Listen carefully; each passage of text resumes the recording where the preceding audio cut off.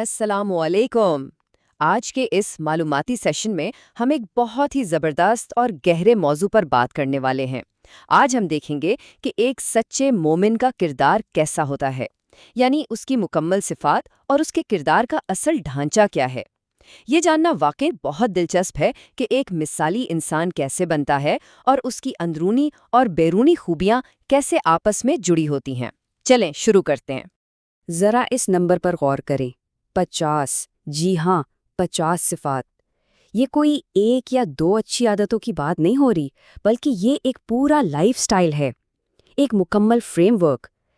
یہ ہمیں بتاتا ہے کہ ایمان کا راستہ زندگی کے کسی ایک پہلو تک محدود نہیں، بلکہ یہ تو ہماری زندگی کے ہر چھوٹے بڑے حصے کو کور کرتا ہے۔ اب اتنی ساری صفات کو سمجھنے کے لیے ہم نے انہیں 5 بنیادی حصوں میں تقسیم کیا ہے۔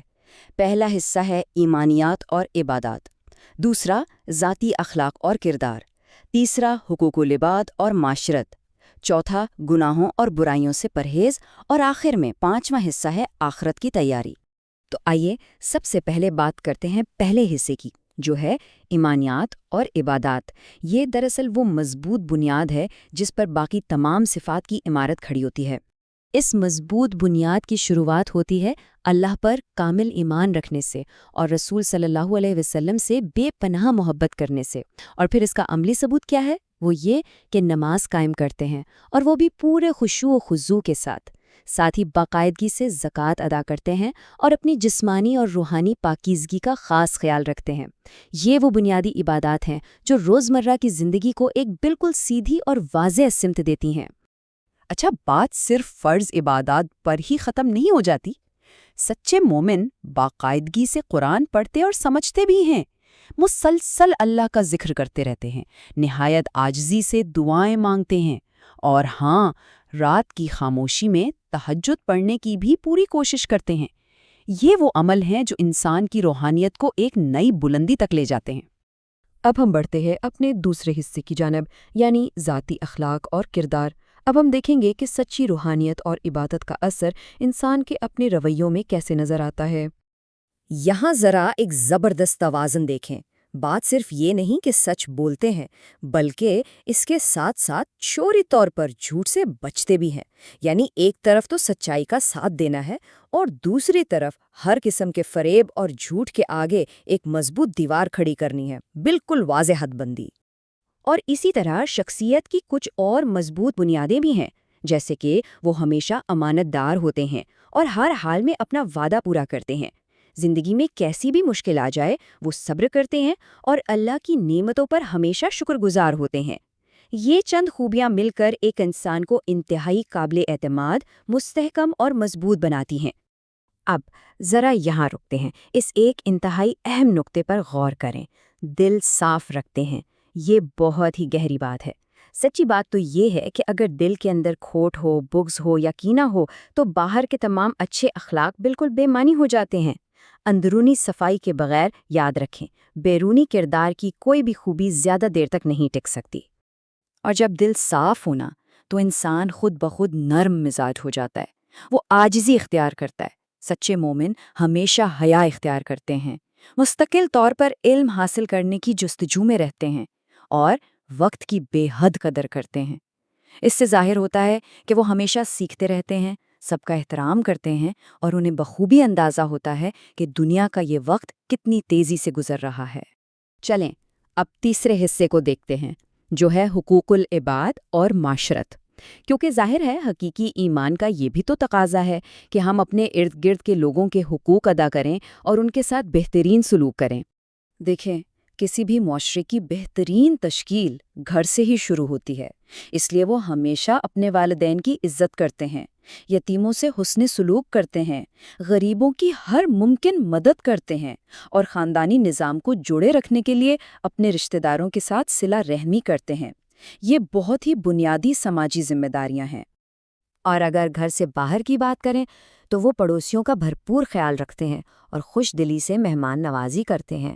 لوگوں کے حقوق ادا کرتے ہوئے ہمیشہ عدل و انصاف سے کام لیتے ہیں، دوسروں کی غلطیوں کو کھلے دل سے معاف کرتے ہیں، اور سب سے اہم بات، ہمیشہ نیکی کا حکم دیتے ہیں اور برائی سے روکتے ہیں۔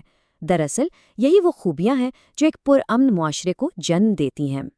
اب چوتھا حصہ دیکھتے ہیں، گناہوں اور برائیوں سے پرہیز۔ اس حصے میں ایک بڑی دلچسپ بات یہ ہے کہ سچا کردار صرف نیک کام کرنے کا ہی نام نہیں، بلکہ ان مضبوط حدوں کا بھی نام ہے جن کو پار کرنے سے انسان سختی سے گریز کرتا ہے۔ اب یہاں بھی ہمیں کمال کا توازن دیکھنے کو ملتا ہے۔ ایک طرف تو محنت کر کے حلال رزق کماتے ہیں اور دوسری طرف حرام سے سختی سے بچتے ہیں، کیونکہ حلال کی تلاش اس وقت تک مکمل اور پاک نہیں ہو سکتی جب تک کہ حرام آمدنی اور ناجائز ذرائع کا بالکل ٹو ٹوک انکار نہ کر دیا جائے۔